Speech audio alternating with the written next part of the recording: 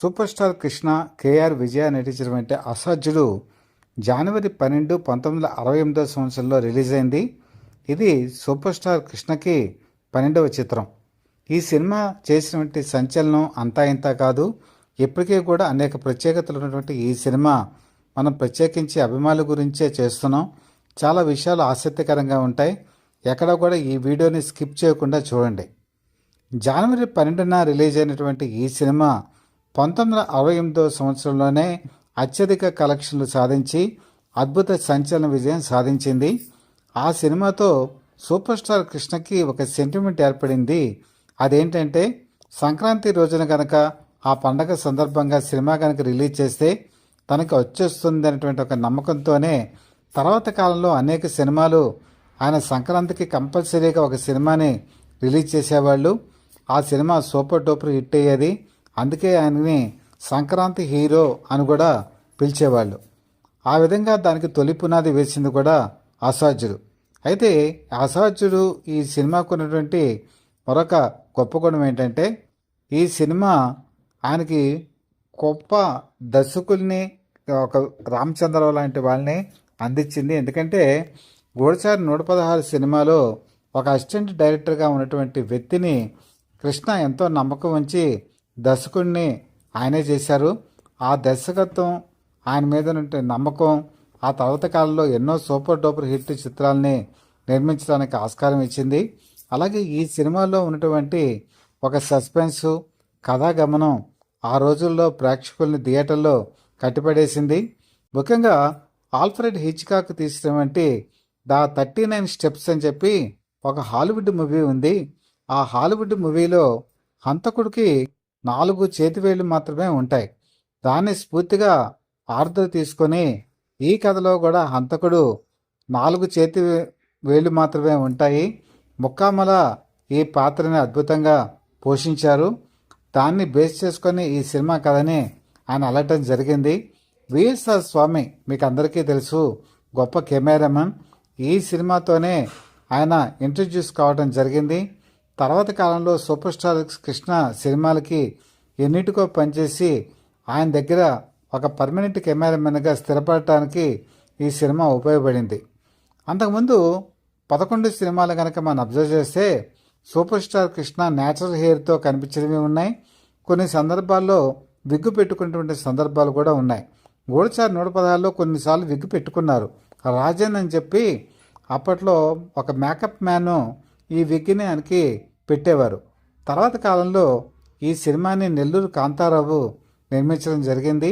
ఆయన ప్రజానాట్య మండలి నుంచి వచ్చారు. కమ్యూనిస్టు భావాలు కలిగినటువంటి వ్యక్తి. అలాగే సూపర్ స్టార్ కృష్ణ కూడా తొలినాళ్ళలో గరికపాటి రాజారావు గారు, ఆయన డాక్టర్ గారు కూడా ఆయన దగ్గర ప్రజానాట్య మండలిలో నాటకాలు వేసేవాళ్ళు. అదే నాట్య మండలిలో మరి మాధవరావు గారు అని చెప్పి మేకప్ చీఫ్, ఆయన నాటకాలకి ఈ కృష్ణకి మేకప్ ఆయనే వేస్తుండేవారు. ఆయన ఈ సినిమా నుంచి కూడా మేకప్ చీఫ్గా వ్యవహరించడం మొదలుపెట్టారు. ఈ సినిమాతోనే ఒక కొత్త తరహా ఆయనకి సూట్ అయ్యేటువంటి విగ్ని ఆయన ఇంట్రడ్యూస్ చేయడం జరిగింది. అది ఎంత గొప్పగా ఉంటుందంటే సినిమా ఆద్యంతం కూడా సూపర్ స్టార్ కృష్ణ ఒక కొత్త లుక్తో కనబడతారు. అందుకే మీరు ఆ సినిమాలు అబ్జర్వ్ చేయండి. గత చిత్రాలకి ఈ చిత్రాలకి కూడా ఆయన విగ్గులో కొంత మంచి మార్పు కనిపిస్తుంది.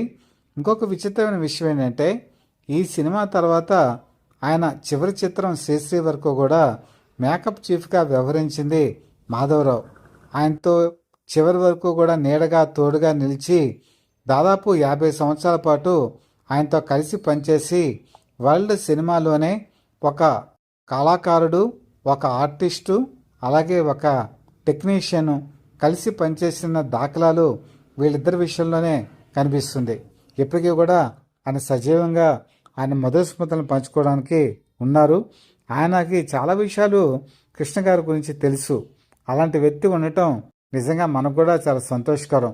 ఎందుకంటే లేకపోతే ఈ పాత విషయాలు చాలా వరకు మనకు తెలియకుండా పోయేవేమో అని మనకు అనిపిస్తుంది.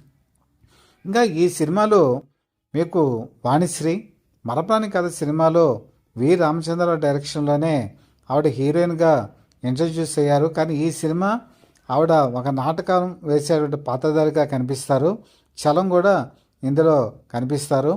ఇందులోనే అల్లూరి సీతారామరాజు నాటకం అంతర్నాటకం ఒకటి ఉంటుంది. దీని 15 నిమిషాల పాటు బ్యాలేగా కొనసాగుతుంది. ఈ 15 నిమిషాల పాటు ఇది పెట్టినప్పుడు చాలామంది డౌట్ పడ్డారు. ఇంతసేపు కనుక సినిమాలో ఈ బ్యాలే ఉంటే అది రక్తి కడుతుందా అని. కానీ సినిమా రిలీజ్ అయిన తర్వాత అద్భుతమైనటువంటి రెస్పాన్స్ వచ్చింది. సూపర్ స్టార్ కృష్ణ అల్లూరి సీతారామరాజు గెటప్లో ఆయన మాట్లాడిన తీరు, ఆయన చేసినటువంటి ఆ వాచకం, ఆ పెర్ఫార్మెన్స్ కూడా అదిరిపోయింది. ప్రేక్షకులు 15 నిమిషాల పాటు కూడా థియేటర్లో చప్పట్లతో మారుమోగిందంటే ఆ రోజు ప్రత్యక్షంగా థియేటర్లో చూసిన వాళ్ళకే ఆ అనుభవాలు తెలుసు. ఇది ఒక బీజం పడింది సూపర్ స్టార్ కృష్ణలో.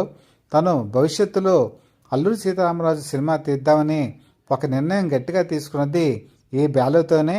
అలాగే వి రామచంద్రరావు కూడా ఈ సినిమాకి సంబంధించినటువంటి ఒక గట్టి నిర్ణయం కూడా ఆ రోజే తీసుకోవడం జరిగింది.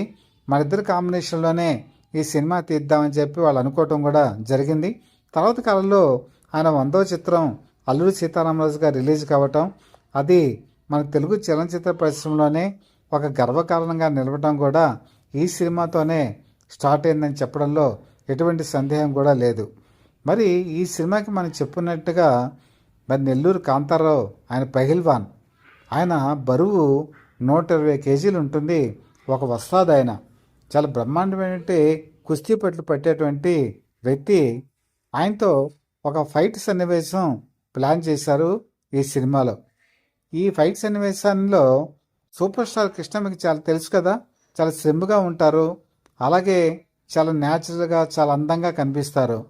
అలాంటి వ్యక్తి ఆయన్ని చేతులతో పైకెత్తి నిటారుగా నుంచునేటువంటి సన్నివేశం ఒకటి ఉంది.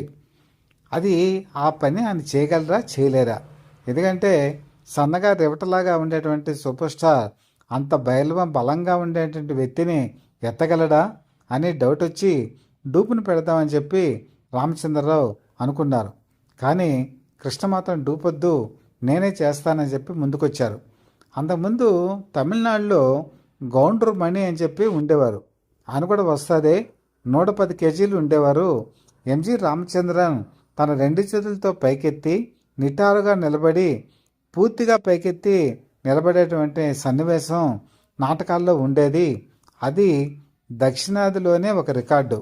అలాంటిది మరి మీరు చేయలేరేమో అని డౌట్ పడితే నేను చేయగలను అని చెప్పి తన 2 చేతులతో ఆయన్ని పైకెత్తి నిటారుగా 2 చేతులతో పైకెత్తి తను కాళ్ళు కూడా ఏమాత్రం షేక్ అవ్వకుండా నిలబడి ఉన్నటువంటి ఫైట్ సన్నివేశం మీరు అసాధ్యుడి సినిమాలో చూడొచ్చు. అభిమానులే కాదు, మిగతా సినీ లవర్స్ అందరూ కూడా ఈ సన్నివేశాన్ని చూడొచ్చు. ఇందులో డూపు లేదు, అలాగే గ్రాఫిక్స్ లేవు, విఎఫ్ఎక్స్ ఎఫెక్ట్స్ లేవు. ఒరిజినల్గా కెమెరాతో తీసినటువంటి ఒరిజినల్ షాట్ అది.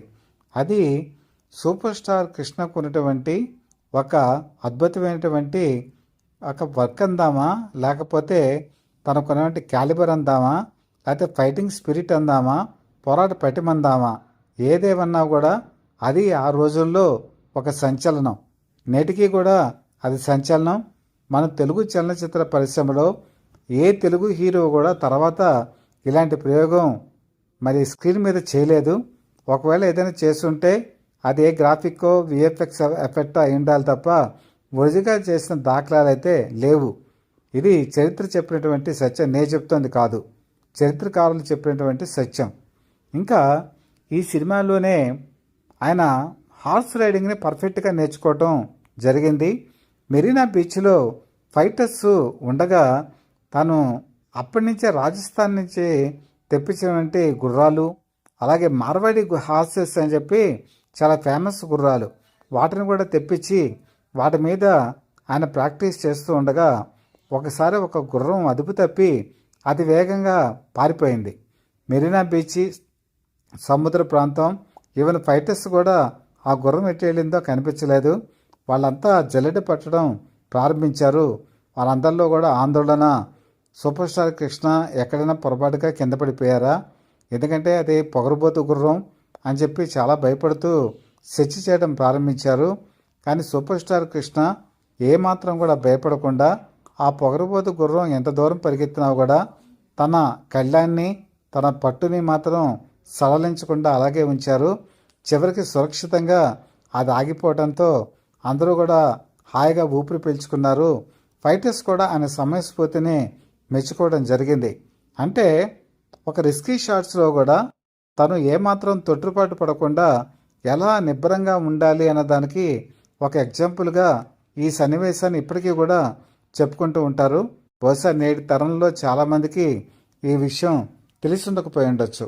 ఆ విధంగా ఒక తెర ముందే కాదు, తెర వెనకాల కూడా సూపర్ స్టార్ కృష్ణ అనేక విషమ పరీక్షలను తట్టుకున్నారు, అగ్ని పరీక్షల్ని తట్టుకున్నారు.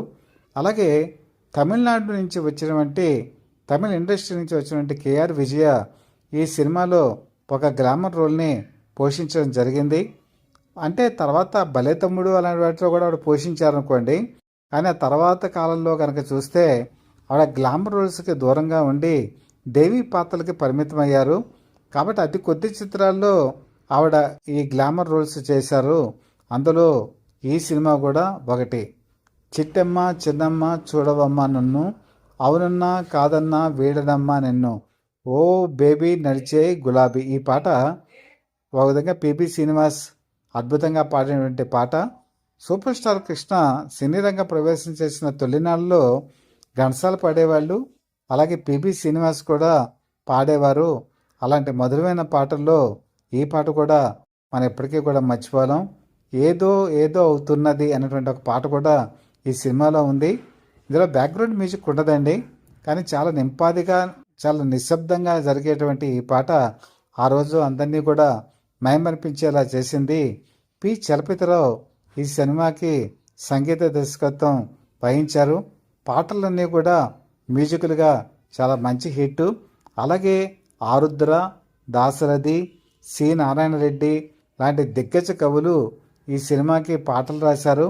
ఆ పాటలన్నీ కూడా మ్యూజికల్గా హిట్ అయ్యి మళ్ళీ వేరే లోకాలకి తీసుకెళ్ళి ఒక మైపరిపించేటువంటి స్థితిలోకి తీసుకెళ్ళటం అసాధ్యుడి సినిమాకున్న ఒక ప్రత్యేకత. ఈ సినిమా నేను చెప్పినట్టుగా ఒక అద్వితీయమైనటువంటి అడ్వెంచరస్ చిత్రం. ఈ సినిమా మొదటి నుంచి చివరి వరకు కనుక చూస్తూ ఉంటే మనకు ఒక థ్రిల్ కలుగుతుంది. మొదటి రీల్ నుంచి చివరి వరకు కూడా ఒక సస్పెన్స్ని, ఒక టెంపోని మరి ముందుకు తీసుకెళ్ళినటువంటి సినిమాగా దీన్ని అభివర్ణించవచ్చు. ముఖ్యంగా అపరాధ పరిశోధన, ఒక జమీందారుకి ఒక వారసుడు, ఆ కుమార్ రాజా ఈ క్యారెక్టర్ని చంద్రమోహన్ వేశారు. న్యూజిలాండ్కి వెళ్ళి మైనారిటీ తనకి తిరిగి ఇండియాకి వచ్చినప్పుడు అతని ఆస్తిని కాజేయాలని ఒక దుర్బుద్ధితో బాబాయ్యే చేసే కుట్రలు, హత్యలు ఇవన్నీ కూడా ఈ కాన్స్పిరసీని ఎలాగ ఎదుర్కొన్నాడు, ఎలాగ ఎదిరించాడు సూపర్ స్టార్ అన్నదే ఈ సినిమా ప్రధాన ఇతివృత్తం. ఇందులో ఒక నౌకరు బలైపోతాడు, ఒక దివాను బలైపోతాడు, చివరికి రమాప్రభు కూడా బలైపోయి ఒక నిజం సూపర్ స్టార్కి కృష్ణగా చెప్పడంతో ధైర్య సాహసాలతో ముందడుగేసి ఆ కుటుంబాన్ని ఎలా కాపాడాడు అన్నదే ఈ సినిమాలో ప్రధానమైనటువంటి ఇతివృత్తం. రోజా రమణి భక్త ప్రహ్లాద సినిమా తర్వాత బేబీ ఆర్టిస్ట్గా ఈ సినిమాలో అద్భుతంగా నటించారు. ఒక మంచి సినిమా ఆవిడకి మరి తర్వాత కాలంలో చెప్పుకోదగిన సినిమాగా మనం అభివర్ణించవచ్చు. ముక్కామల విలన్ పాత్రను కూడా అద్భుతంగా పోషించారు. ఆ రోజుల్లో టైం బాంబు కాన్సెప్ట్ కూడా పెట్టడం జరిగింది. అలాగే ఈ 4 చేతివేళ్ళు ఉన్నటువంటి ఈ హంతకుడు ఎవరో కూడా సూపర్ స్టార్ కృష్ణ గుర్తించి అతన్ని పట్టివ్వటంతో, బంధించడంతో, హతం చేయడంతో సినిమా ఎండింగ్కి వస్తుంది. ఈ సినిమాలో రామకృష్ణ కూడా ఒక పోలీస్ ఆఫీసర్గా అద్భుతమైన నటన ప్రదర్శించాడు. వి రామచంద్రరావు ఎన్నో అద్భుత కళాఖండాల తర్వాత తీయటానికి ఈ సినిమానే పునాది పడింది. తర్వాత ఎన్నో మంచి సినిమాలు ఆయన తీశారు. ఇక్కడ చెప్పుకోదగింది ఏంటంటే గూడ్చార్ 116 సినిమాలో ఒక అసిస్టెంట్ డైరెక్టర్గా ఉన్న వ్యక్తిని తన 12వ సినిమాకి దగ్గర నుంచి కూడా అతను నమ్మి అతను ఎంకరేజ్ చేసి పైకి తీసుకొచ్చినటువంటి సూపర్ స్టార్ కృష్ణ తర్వాత ఎన్నో సినిమాలకు ఆయన దర్శకత్వం చేయడానికి అవకాశం కల్పించారు. ఇదే కాదు, అంతకుముందు పరపరాని కథ కూడా ఆయనే చేశారు. అంటే ఒక వ్యక్తిని నమ్మితే ఎలా పైకి తీసుకొస్తారన్నది మనకు అర్థమవుతుంది. అలాగే ఆయన చేసినటువంటి డేరింగ్ అండ్ డాషింగ్ సినిమాలు తెలుగు సినిమా ఇండస్ట్రీలో ఒక నూతన ప్రయోగానికి నాందయ్యింది. అసాధ్యుడు ఇప్పటికీ మీరు చూసినా కూడా కొత్తదనంతో ఉంటుంది. నాకు తెలిసినంత వరకు ఈ సినిమాని కళ్ళలో తీసుంటే బాగుండేదేమో, ఎందుకంటే బ్లాక్ అండ్ వైట్లో అప్పట్లో తీశారు. అదే కళ్ళు టైపులో కనుక కళ్ళలో తీసుంటే ఇంకా బాగా రత్తి కట్టేదేమో అని నాకు అనిపిస్తూ ఉంటుంది. ఏదైనా సూపర్ స్టార్ కృష్ణ క్లాసిక్ మూవీస్లో ఒక మర్చిపోలేనటువంటి చిత్రం, మరపురాని చిత్రం, మర్చిపోలేనటువంటి చిత్రం, అభిమానులు తమ గుండెల్లో పదిలంగా ఉండేటువంటి చిత్రం. ఈ చిత్రం సూపర్ స్టార్ కృష్ణ నాటికి నేటికి ఏనాటికి కూడా తెలుగు సినీ పరిశ్రమకి అసాధ్యుడే. మరి ఈ సినిమా అనుభవాలు మీకు ఏమనిపిస్తోంది? అలాగే నేను చెప్పినటువంటి విషయాలు మీకు ఎలా స్ఫురిస్తోంది? మీ అభిప్రాయాలు కామెంట్స్ రూపంలో నాకు తెలియచేయండి. అలాగే మీకు ఈ కంటెంట్ కనుక నచ్చినట్టయితే లైక్ చేసి బెల్ ఐకాన్ ప్రెస్ చేసి ఛానల్ని మాత్రం సబ్స్క్రైబ్ చేసుకోండి. మీ దీవెనలు మాకు అవసరం. ఎప్పుడూ మీ మంచిని కోరి మీ శ్రేయస్సును కోరే మీ మిత్రుడు, శ్రేయోభిలాషి, Satya for the people live TV chief editor DVSS Krishnaprasad.